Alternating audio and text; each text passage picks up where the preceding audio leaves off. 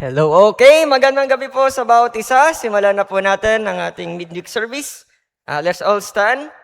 Yan. Sige, manalangin muna po tayo bago po tayo kumanta ng awitin para sa Panginoon.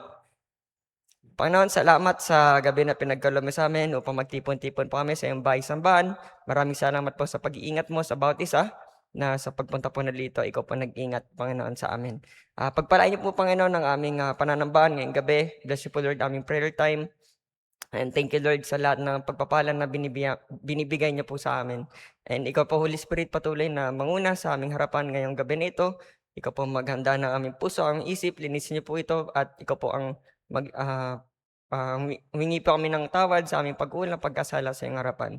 We praise you and we thank you and we love you for all these things in Jesus' name. Amen. Let's get our hymnals. Open po natin sa hymn number 116, Victory in Jesus. Kantahin po natin lahat po ng stropa. Once again, hymn number 116, Victory in Jesus. I heard an old story. On the first verse, sing. I heard an old story, how a Savior came from glory, how He gave His life on Calvary to save a wretch like me. I heard about His groaning, of His precious blood's atoning. Then I repented of my sins and won the victory. Chorus! Oh, victory in Jesus, my Savior forever. He sought me and bought me with His redeeming blood. He loved me here. Amen.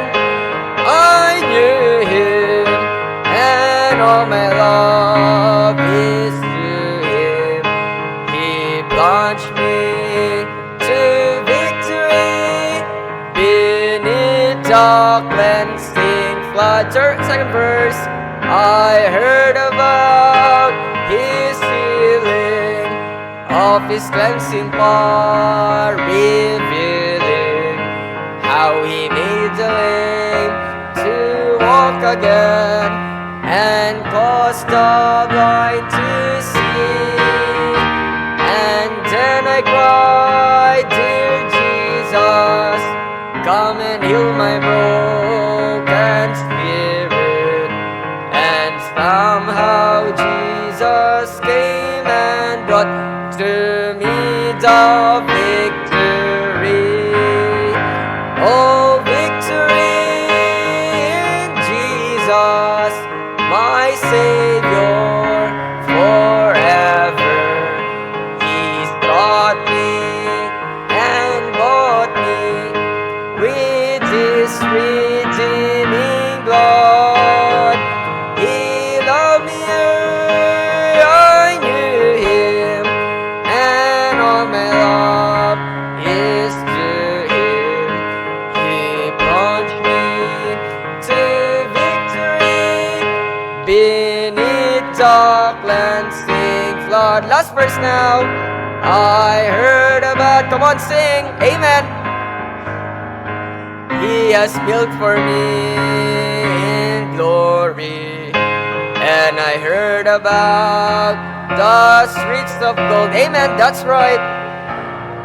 Crystal clear, about the angels singing, and the old redemption story. And some sweet day I'll sing up there the song of victory. Chorus! Oh, victory! Amen! My Savior forever. He sought me and bought me with His redeeming blood. He loved me ere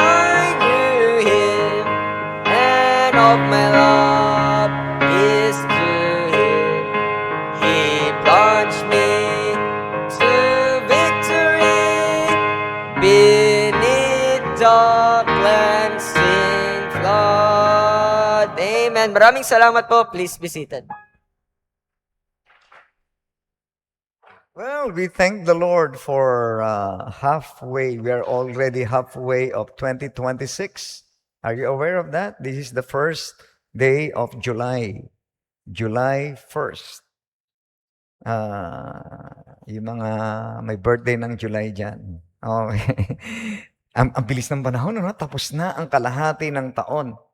Nasa gitna na tayo ng July, ng year 2026, and the Lord has been so good and great and gracious in our lives. Probably you have some testimony you would like to share to us.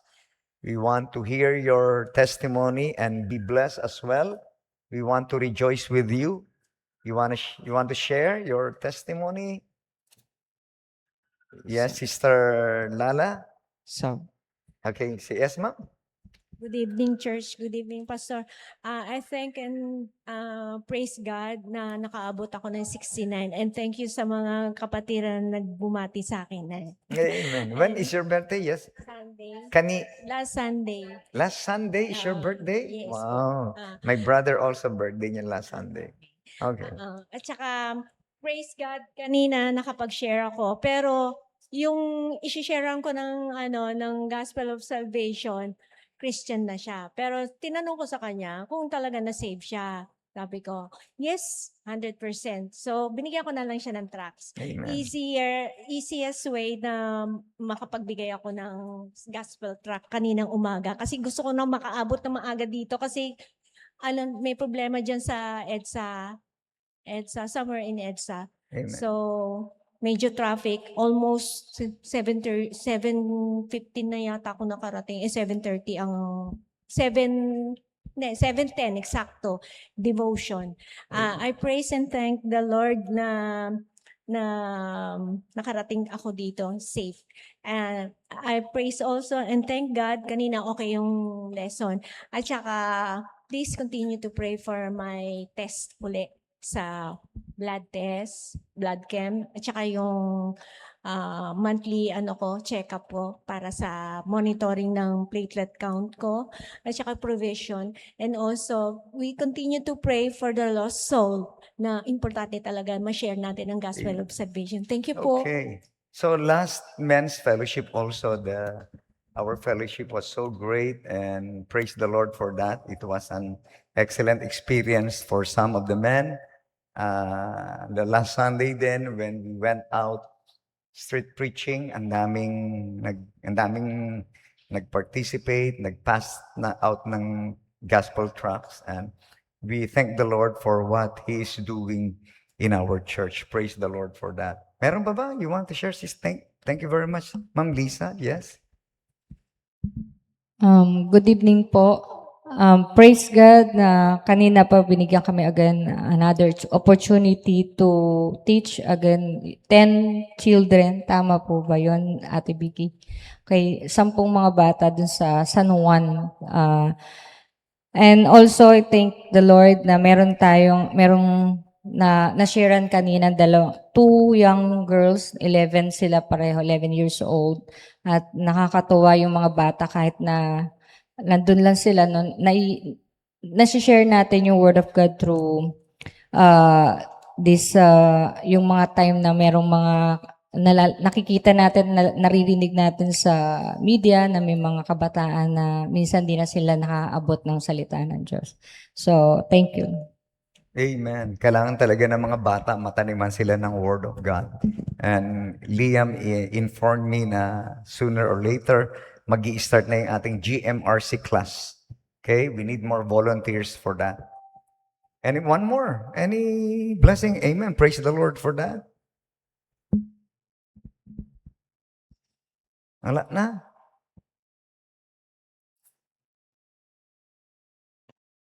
Yun. Wala pang tumataas. Maalang ako, baka may gustong mag-testify. No more? Okay, so do you have your prayer list? Please get one. It is very important to pray for the sick people, pray for our missionaries, pray for the church.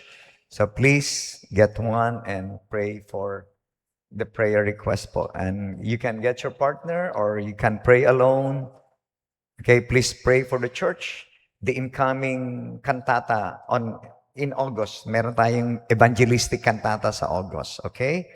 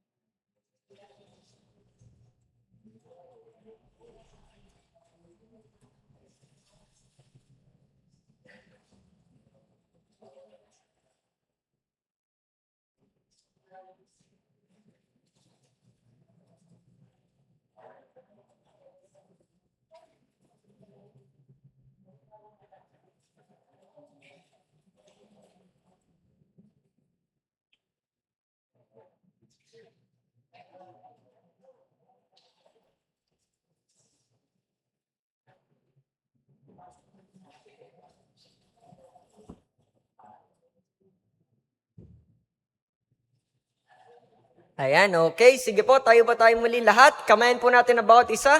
Don't listen as you sing, Sweet, Sweet Spirit. Sing! There's a sweet, sweet spirit in this place. And I know that it's the Spirit of the Lord. There's a sweet expressions on each face. And I know that it's the presence of the Lord. Sweet Holy Spirit, sweet heavenly dove, stay right here with us, filling us with your love. And for these blessings, we lift our hearts in praise. Without a doubt, we know that we have been revived when we shall leave this place. Amen. Yan, sige ba, habang hinahanap po natin ang pwesto ng bawat isa. Ayan. Sige po, manatili po tayong nakatayo. Let us get once again our hymnals. Buksan po natin sa hymn number 28. There shall be showers of blessing. Kantahin po natin ulit lahat po ng stanzas. Once again, hymn number 28. There shall be showers of blessing. First verse. Ready, sing. There shall be showers of blessing. This is the promise of love. There shall be seasons refreshing, sent from the Savior above. Chorus, showers of blessing, showers of blessing we need. Mercy drops round us are falling, but for the showers we plead. Second verse. There shall be showers of blessing, precious reviving again, over the hills and the valleys, sound of abundance of rain, showers of blessing, showers of blessing we need. Amen. Sing on. Mercy drops round us are falling, but for the showers we plead. Third verse now. There shall be showers of blessing, send them upon us, O Lord. Grant to us now a refreshing, come and now honor thy word. Blessing, showers of blessing we need. Mercy drops round us are falling, but for the showers we plead. Last stanza now. There shall be showers of blessing, oh that today they might fall. Amen. Now as to God we're confessing, now as on Jesus we call. Amen. Chorus louder now. Showers of blessing, showers of blessing we need. Mercy drops round us are falling, but for the showers we plead. Amen. Great singing. Please remain standing. Pastor? Please get your Bible and open your Bible to the book of Nehemiah. Nehemiah chapter 2. Nehemiah chapter 2. Follow me through your eyes. I'll be reading verses 1, 2, 3, and 4. Nehemiah chapter 2. Nehemiah is after the book of Ezra. Ezra, Nehemiah, Esther, Job, Psalms, and Proverbs. It's in the Old Testament. In Nehemiah chapter 2, beginning verse 1, follow me through your eyes. And it came to pass in the Mount Nisan in the 20th year of Artaxerxes, the king, that wine was before him, and I took up the wine and gave it unto the king. Now I had not been before time sad in his presence. Wherefore the king said unto me, Why is thy countenance sad, seeing thou art not sick? This is nothing else but sorrow of heart. Then I was very sore afraid, and said unto the king, Let the king live forever. Why should not my countenance be sad, when the city, the place of my father's sepulchres, lieth waste, and the gates thereof are consumed with fire? Verse 4. Then the king said unto me, For what dost thou make request? So I prayed unto the God of heaven. May God bless the reading of His word. Father in heaven, we come before Thee acknowledging our limitations. Lord, we come before Thee with humble spirit that without You we can do nothing. Thank You, Lord, for allowing us to come here and pray for the sick, pray for the needy people, pray for missionaries, pray for each other. And at the same time, we praise You for listening to our prayers. Truly, You listen to our prayers. And in Your right time, in Your own will, You're going to answer them. Again, Lord, cause us to understand Your message.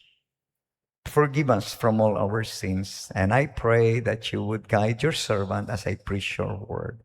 Those people who are listening to us online, You also speak unto them, and may the word of God be our joy, be our comfort. We pray all these things in Jesus' name. Amen. You may be seated. Thank you very much.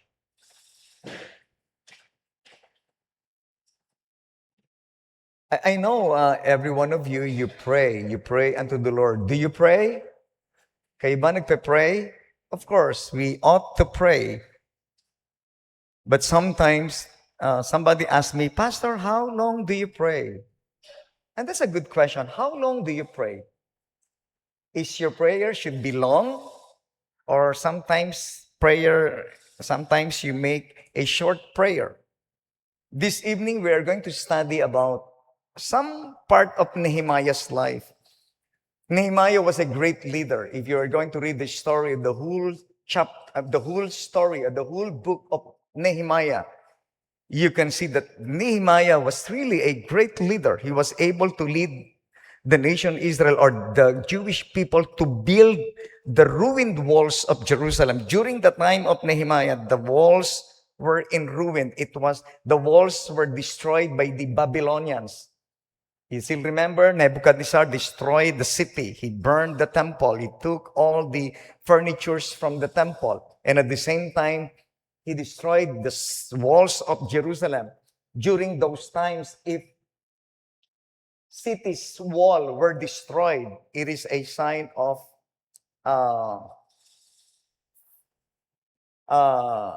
you lost the security of the people, kasi it's the wall that protect the people. Pag nawala yung wall ng city, you lose the protection and the security of the inhabitants of the city. And for so many years, the walls of Jerusalem were in ruin. And Nehemiah, if you're going to read the story in chapter 1, Nehemiah heard about this. He was far away from Jerusalem. He was a cupbearer in the palace of a Persian king. Isa siyang cupbearer. And a cupbearer is, ang kanyang trabaho, whenever king eats his food, the cupbearer would taste it. Kung may poison yon, mamamatay yung cupbearer.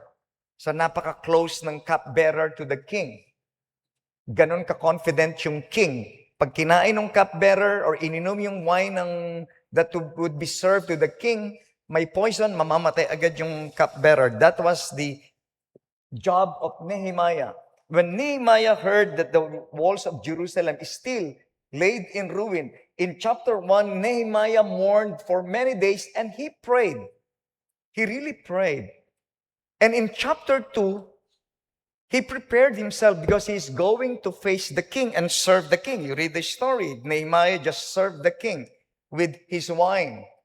And then later on, the king notice the countenance. Yung countenance, ano yan Patrick, yung countenance, ibig sabihin yan yung muka. Kasi pag ano yung countenance? Yung countenance, yung muka mo siya. The king noticed that the face of Nehemiah ay malungkot. During those times when you are serving the royalties, you are not to display any sad face, or else, alam niyo ba na pag ikaw may sad face serving the king, pwede kang ipapatay ng king. I don't know if it is true. Sabi nila, kapag yung queen daw ay pregnant, bawal po ang mga pangit sa kingdom. Bawal makakita ng pangit ang queen kasi baka maging pangit yung anak niya. So bawal po ang pangit. I don't know if it is true or not, but etong totoo, if you are sad, you are going to serve the king, dapat with good countenance, you serve the king. And Artaxerxes says, notice, bakit ka malungkot? And you are not sad. I mean, you are not sick. And Nehemiah, if you read this one, in verse 4, while the king was asking him, the Bible says in verse 4, then the king said unto me, for what dost thou make request? What is your request? Something that is bothering you inside. Sabi ng Bible, ito yung pag-aaralan natin. So I prayed unto the God of heaven. And in verse 5, and I said unto the king. Notice, between the conversation, when the king was talking to Nehemiah already prayed to the Lord. And our topic for this evening is a sudden prayer. A very sudden prayer. The word sudden means brought about in a short time. Nehemiah prayed for a short time. Tingnan niyo yung picture. I want you to see. I want to put yourself inside the story. If you were Nehemiah, you were talking to the king, ano bang request mo? And then while the king was talking, Nehemiah already prayed unto the God of heaven. He was praying. And after praying, he answered the king. And the prayer was so short. Yun yung pag-aaralan natin this evening. A sudden prayer. A very short prayer. Hindi ako po nagpipreach dito na all of your life, if you are going to pray, just pray like this. Don't get me wrong. Sabi ni Pastor, pwede pala yung short prayer. Lord, thank you po, matutulog na ako. Amen. Sleep. Lord, thank you sa food. Amen. Lord, no, I am not encouraging like that. What I mean to say is, you can pray this kind of prayer because we are going to learn from this the characteristics of the short prayer of Nehemiah, a sudden prayer.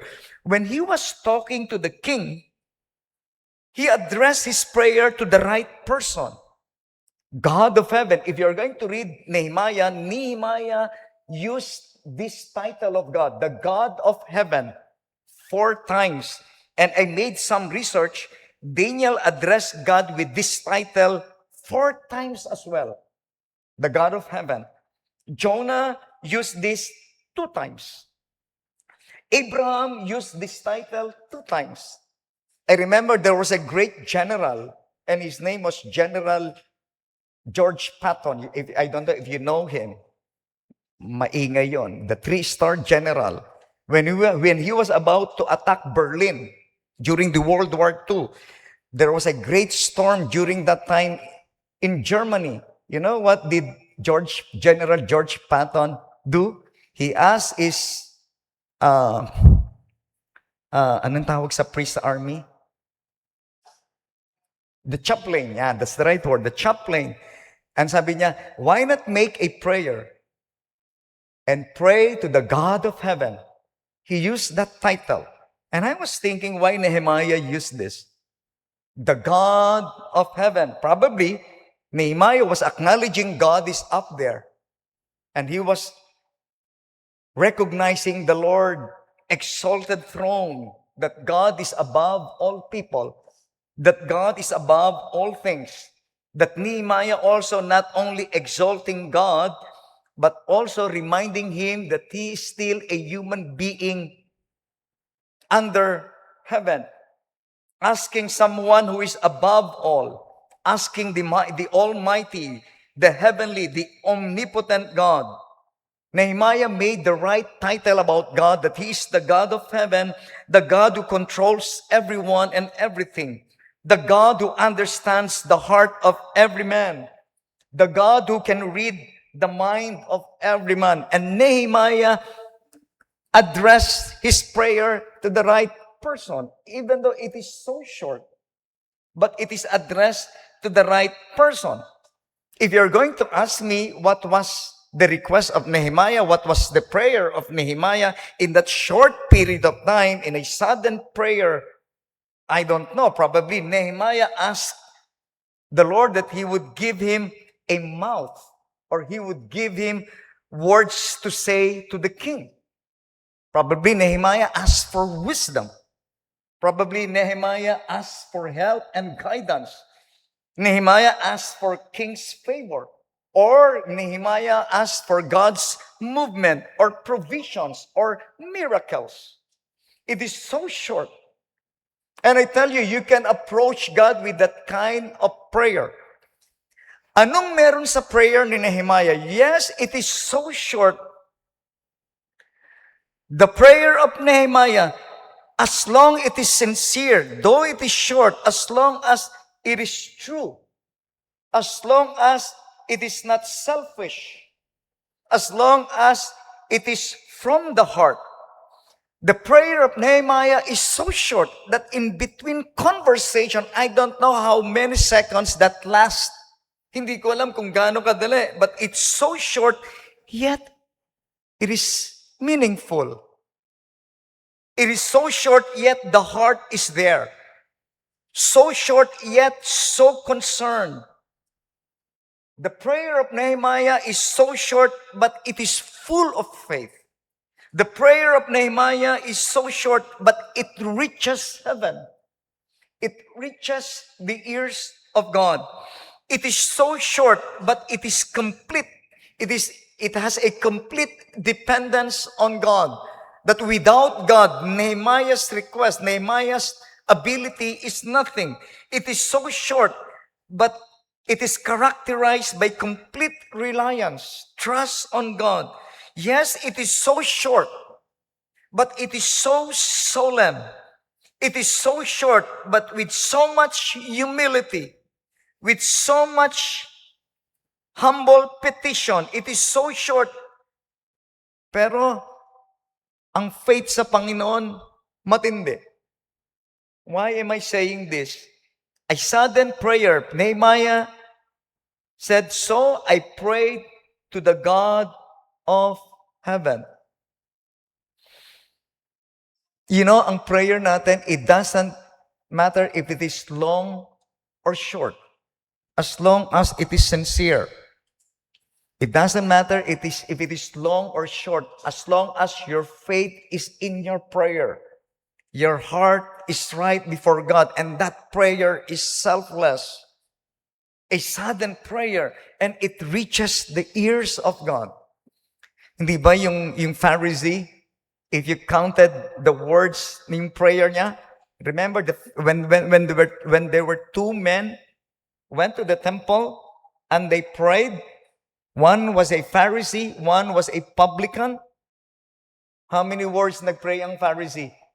I think it was ang prayer niya. Di ba sinabi niya, Lord, I thank thee that I am not an extortioner like this. I fast twice a week. I tithe all that I have. Alam niyo ilang letters yun? Mga around 38 letters. Pero yung publican, yung tax collector, yung malakas mangolekta ng tax. Ano sabi niya? You cannot, di ba? Hindi nga siya makatingin, di ba? Lord, be merciful unto me, a sinner. Just 7 words.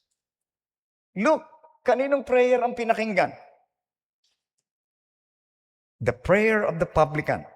Yung prayer ng Pharisee, siguro hindi mo lang nakalabas doon sa may taas ng temple. Hanggang doon lang yung prayer niya. But the prayer of the publican, there is so much humility with that. Because he did not compare himself with the standards of men. He compared himself with the standards of God, with the standards of the Bible. Sabi niya, be merciful unto me, a sinner. And God heard his prayer. I tell you, when you pray unto God, God knows already the attitude of your heart. If you have a proud heart, if you have an unforgiving heart, the Lord will never answer your prayer. It doesn't matter if your prayer is long. If you pray 1 hour, just like the Lord, He prayed in the Garden of Gethsemane for 1 hour. He challenged His 3 disciples, can you not watch with me 1 hour?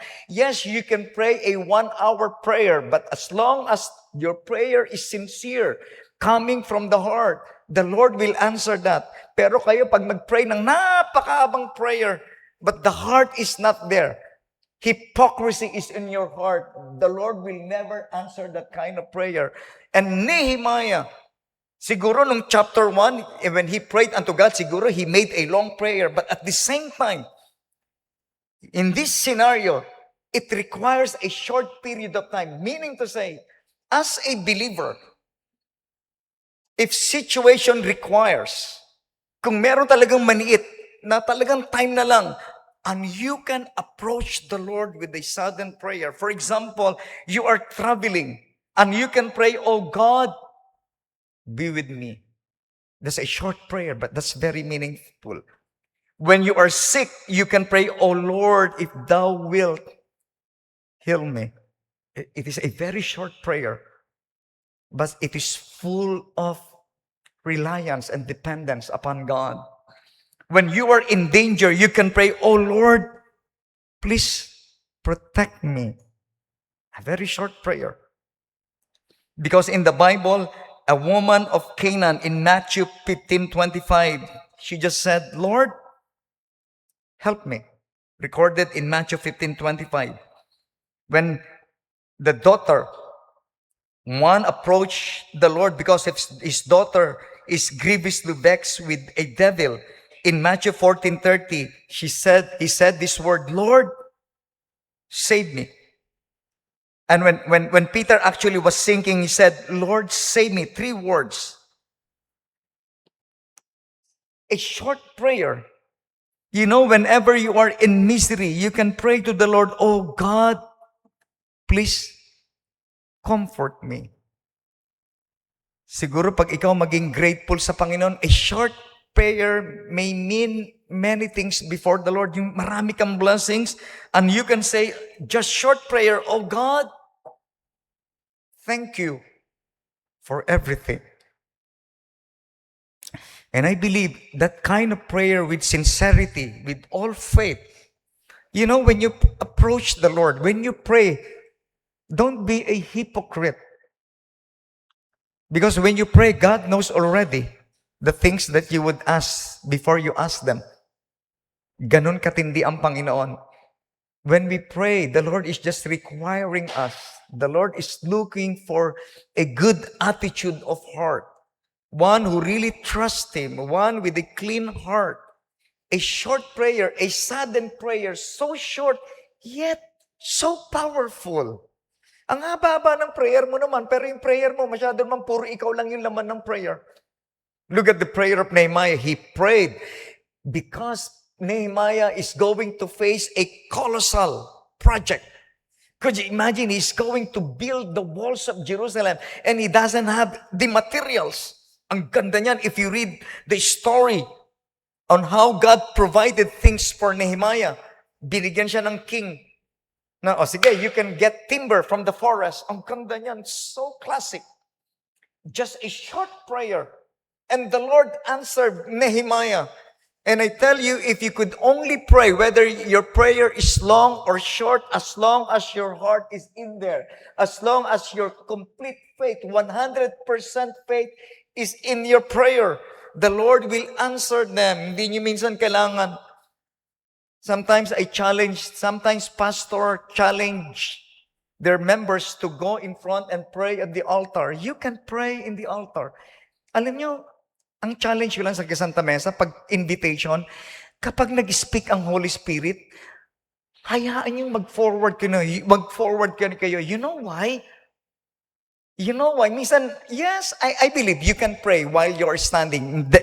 God knows your heart. But alam nyo, it's a different story when you come forward and kneel on the altar and say your heart, say your mind to God. Even it is a long or a short prayer, just kneel down on the altar. Sabihin nyo lang prayer nyo, Lord, kaya ako nag-forward. I just thank you. And the Lord, alam niya na yan kung ano yon. Kaya pag kayo talaga nag-speak ang Holy Spirit, you come. Don't resist the call. Kasi after niyan, mag-pray kayo, you go back to your seat, there's something happen in your life. I don't know. Wala akong sinasabing magical or what. Something happened miraculously. Something happened special when you come and humble yourself before God. Hindi mo kailangan din mahaba mag-pray. But if you want to pray a long prayer, okay din yan. As long as yung characteristic ng short tsaka long pareho. Kasi it doesn't matter kung paano ko mag-pray. Sabi ng Panginoon, when you pray, be natural to your prayer. Kasi alam na ng Panginoon, whether you are praying inside your closet, praying before the public, as long as your prayer is sincere, hindi siya hypocrite.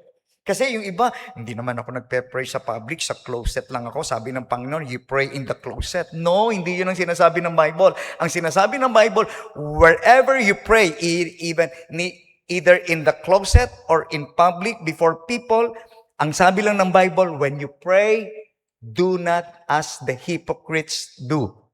Ang ibig sabihin ng Bible, whenever, even though you are in the closet, you are praying inside the church, dapat ang prayer mo totoo. Walang pagpaimbabaw. Just like Nehemiah, he acknowledged his limitation. He acknowledged that somebody up there, the God of heaven, because there are things that we cannot control. There are things, may mga bagay na hindi natin control, may mga bagay that we cannot provide, but only God can. Only God controls. That's why we need the God of heaven. And it doesn't matter if your prayer is long or short, as long as you have full faith on God, as long as you trust the God of heaven. And Nehemiah, before his eyes, he saw God's provision. Not only God's provision, he saw God's protection when somebody wants to hurt him. Ang ganda ng story niyan. Si Nehemiah, meron akong preaching niyan when he was being invited. Sabi ni Nehemiah, I am doing a great work. I tell you, I can give you a lot of stories. Pag yung pinirich ko, ang ganda rin po nun by God's grace. But I want you to know, ang concentration lang ng preaching natin sa gabing ito, it's very simple. A sudden prayer may mean to God as long as it is meaningfully so short, but it is so powerful. And you can pray to the Lord with that kind of prayer. Amen? Just a short prayer, Lord.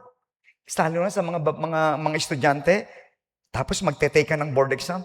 Short prayer, Lord, remind me the things that I have learned and memorized. Amen.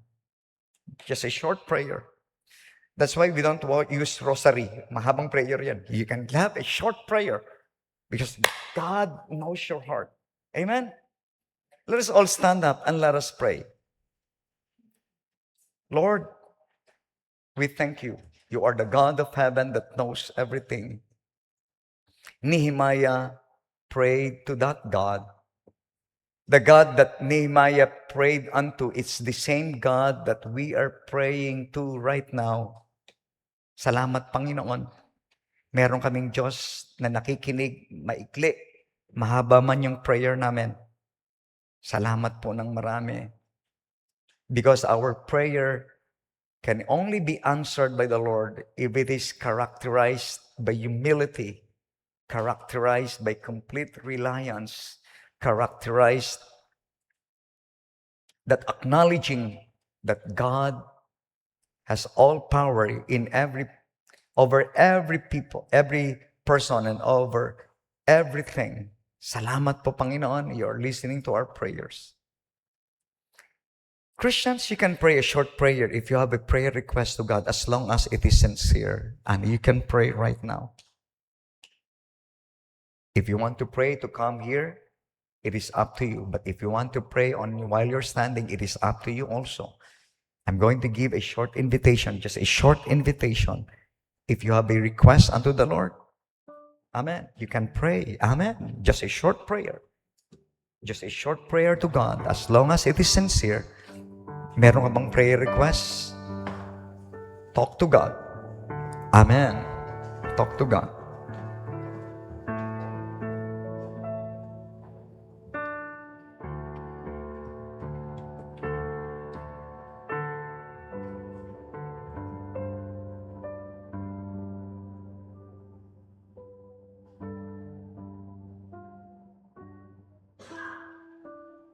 O God of heaven, Thou knowest our hearts. And I believe every believer, whether they came forward or they are standing there, I believe they just uttered a short prayer. Lord, if it is a sincere one, a humble one, Lord, please answer our prayers. Thank you, Lord. Bless our offering. Bless each and every one of us as we go to our places. Keep us from any harm and danger. This coming Sunday, allow your people to congregate again. This gonna be the first Sunday of the month of July. We are now in the mid-year of 2026. Lord, we are so thankful for what you are doing in our church. Bless your people continually. Bless us, oh God. Bless our giving. We pray all these things in Jesus' name. Amen. You may be seated. Let's.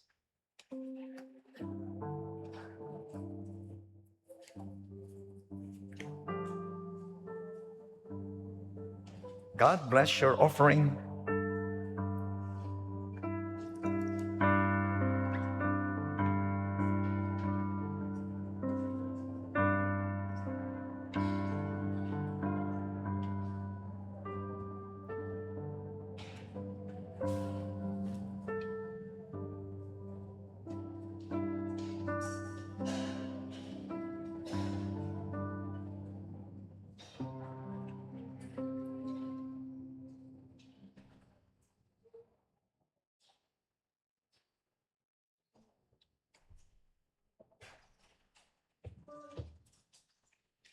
Okay, good evening once again. Iwi po tayo, matulog ng maaga. This coming Sunday, go to church and worship the Lord in Spirit and in truth. God bless your heart.